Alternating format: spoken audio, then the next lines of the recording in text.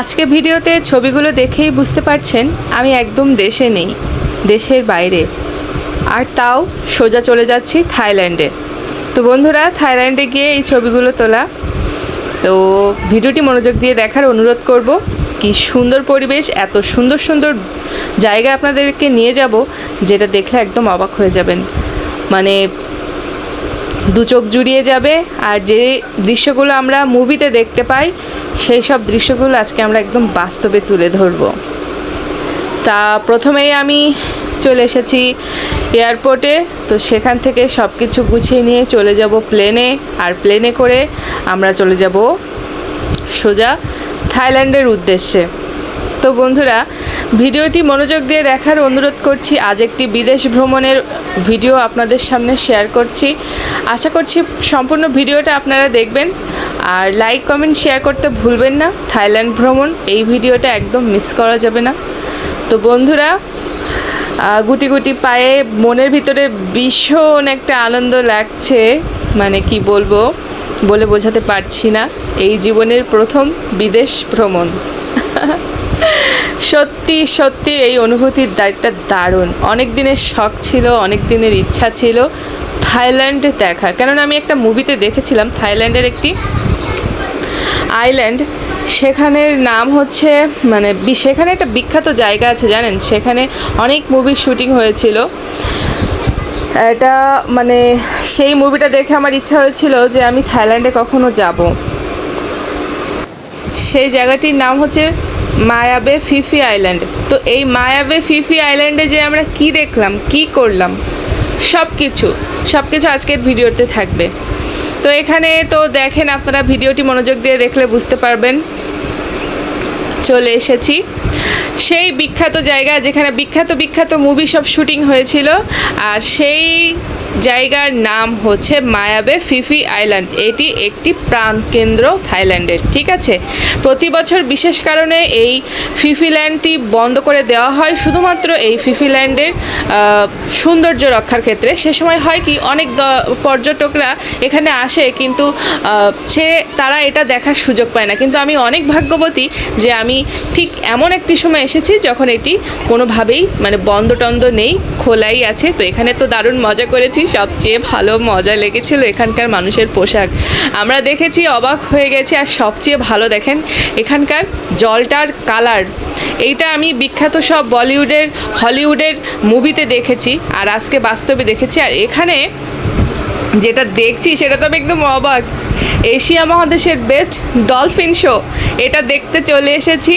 আর এই যে ডলফিন শোটা যেখানে হচ্ছে, এটার নাম হচ্ছে ফুকেট। এই সমস্ত উদ্ভট ফুকেট নাম আমার মাথায় কিছু ঢুকছে না বন্ধুরা।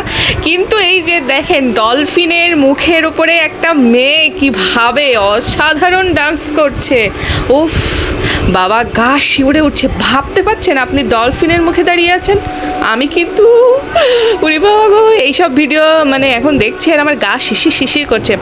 ডলফিন মাছ, গোটা কয়েকটা ডলফিন মাছের মধ্যে একটা মেয়ে আর ডলফিন মাছ তাদেরকে নিয়ে খেলা করছে।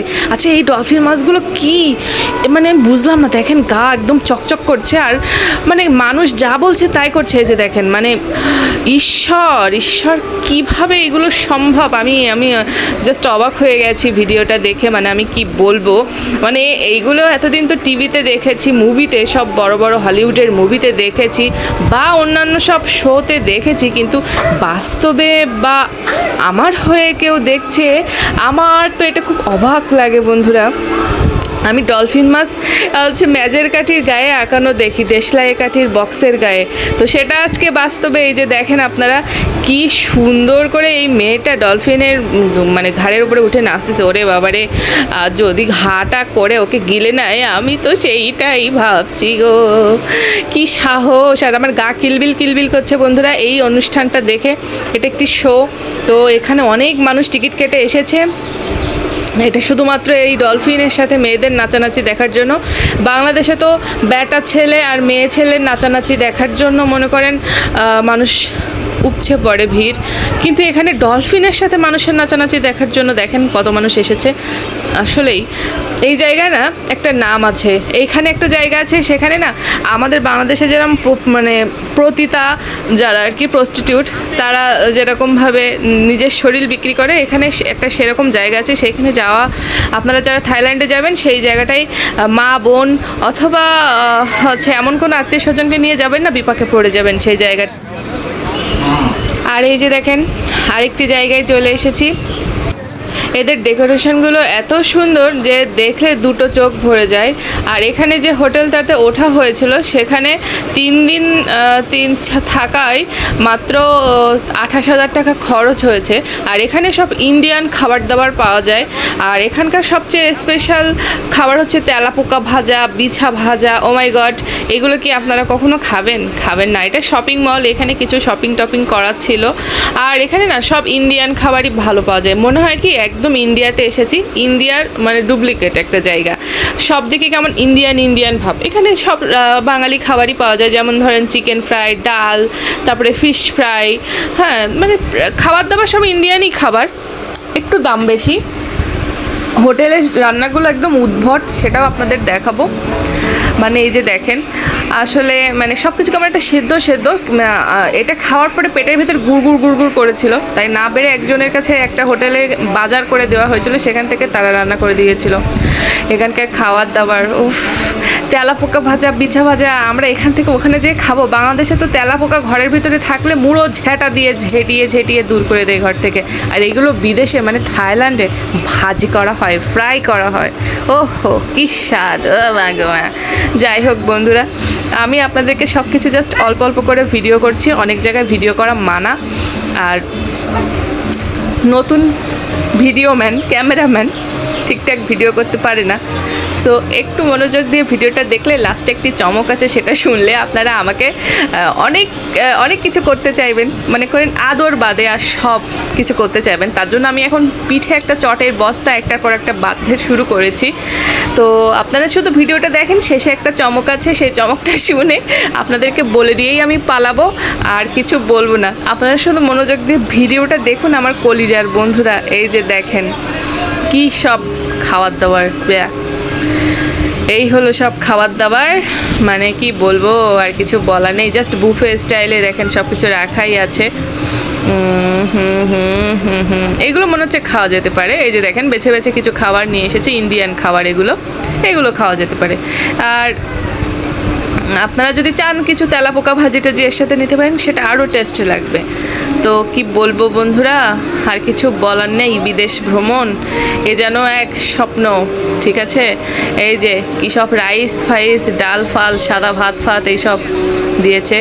যাই হোক, অনেক খরচ। বিদেশ ভ্রমণ মানে শুধু খরচ আর খরচ। এরপরে ওখানকার পোশাক আশাক হচ্ছে, এটা আমার দিদির বড় ছেলে, এটা আমার মানে দিদির বর, আমার জামাইবাবু কমলা লেবু। এই যে দেখেন কি একটা পাঁপড় ভাজা মতো দেশে, একটা সালাদ ছিল, রাইস ছিল, ফ্রাইড রাইস টাইপ। আর এখানে চলে এসেছি, দেখেন এটা হচ্ছে থাইল্যান্ড আর ব্যাংককের রিভার ক্রুইজ। এখানে 21টা নদীর কী সব হয়। আর এখানে একটা ফেরি আছে, সেই ফেরিতে উঠতে হয় টিকিট কেটে। আর ওই ফেরিতে উঠালে সারা নদী ফদি ঘুরিয়ে ওর ভিতরে বেশ আনন্দ করা হয়। আর কি বলবো, ওটার ভিতরে আবার রেস্টুরেন্ট আছে, ওইখান থেকে বিভিন্ন রকম খাবার দাবার দেওয়া হয়। সেটা খেতে খেতে প্রায় 2 ঘন্টা লেগে যায়। আর 2 ঘন্টার মধ্যে পুরো নদী ঘুরিয়ে টুরিয়ে দেখায়। আর এখানে সব ইন্ডিয়ান মানুষ, ইন্ডিয়ান খাবার দাবার, মনে হচ্ছে যেন আমি থাইল্যান্ডে আসি, এসেছে আমি ইন্ডিয়াতে। আর এই যে রেস্টুরেন্টের মধ্যে, এটা হচ্ছে আমার বড় বোনের একমাত্র কন্যা, আমি তার মাসিমণি, আমার খুব আদরের প্রথারানী, ঠিক আছে। দেখেন ওর ডান্স দেখে আমি জাস্ট অবাক। আর এখানে রেস্টুরেন্টের মধ্যে, আমাদের এখানে তো বড় বড় সব সাউন্ড বক্স বাজিয়ে ধুমধারাক্কা নাচ, কিন্তু এখানে একদম লাইভ, মানে একদম কি বলবো, শিল্পীরা ডাইরেক্ট গাচ্ছে, মানুষ খাওয়া দাওয়া করছে, আর তারা তার মধ্যে এসে নেচে গান টান গেয়ে কি সুন্দর একটা পরিবেশ। আপনি ভাবতে পারছেন আপনার কোনো একটি সুন্দরী শিল্পী আপনি খাওয়ার সময় মানে একদম নিজের গলায় গান শুনিয়ে যাচ্ছে আপনাকে, মানে কি বলবো, এই সমস্ত ফিলিংসগুলো আসলে একদম ভিআইপি ফিলিংস, ঠিক আছে। আর আমাদের আমাদের এখানে ওই যে সাউন্ড বক্সে এমন একটা সাউন্ড দেবে, একদম উড়ে যাওয়া লাগবে আকাশে। গান শোনার চেয়ে দূরের কথা, মানে আর সাউন্ড বক্সের আওয়াজে না শরীর নাচতে নাচালেও শরীরের মধ্যে কিরকম একটা নাচা চলে আসে। আমার তো আসে, মনের মধ্যে কিরকম একটা নাচা আসে, কিন্তু আসলে সব জায়গায় তো আবার নাচা যাবে না। যাই হোক, এখানের এইটা দেখেন, আমার ছোট্ট প্রথারানী ওদের সাথে নাচছে দেখেন, মানে বিদেশে যেয়ে ওদের সাথে কি সুন্দর নাচছে, আর এত ভালো নাচতে শিখেছে কবে, ওইটাই আমি জানতাম না। আর ওই যে শিল্পীটারও নজরে লেগে গেছে, ওই বাচ্চাটা এত সুন্দর নাচে, ওকে ডেকে নিয়ে যে ওর সাথে আবার নাচছে, মানে কি বলবো, দারুণ দারুণ। মনা এগিয়ে যাও, খুব সুন্দর হয়েছে তোমার নাচ।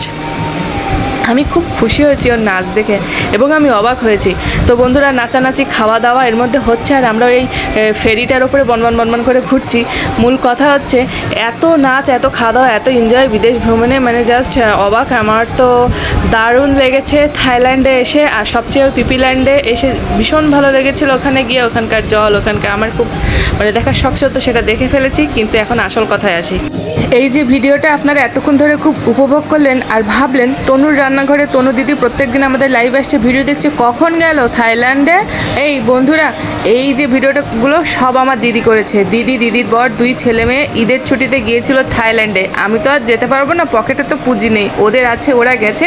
তাই দিদির চোখে থাইল্যান্ড দেখে নিজেকে একটু থাইল্যান্ডে গিয়েছি এরকম একটা ভাব জমিয়ে নিলাম। আর কি বলবো, দিদিকে বলেছিলাম তুই গিয়ে ভিডিও করবি, আমার জন্য আনবি, আর আমি আমার বন্ধুদেরকে দেখাবো আমার দিদি কোথায় কোথায় বেড়াতে গিয়েছিল। তো এবার আমি পালাই। যারা এতক্ষণ ভেবেছিলেন আমি গিয়েছিলাম, তারা অনেক কিছুই বলবেন, কিছু বলার নেই বন্ধুরা, জীবনে যেতে পারবো না, তাই কি হয়েছে, আমার দিদি তো গেছে। তো টাটা, সবাই ভালো থাকবেন।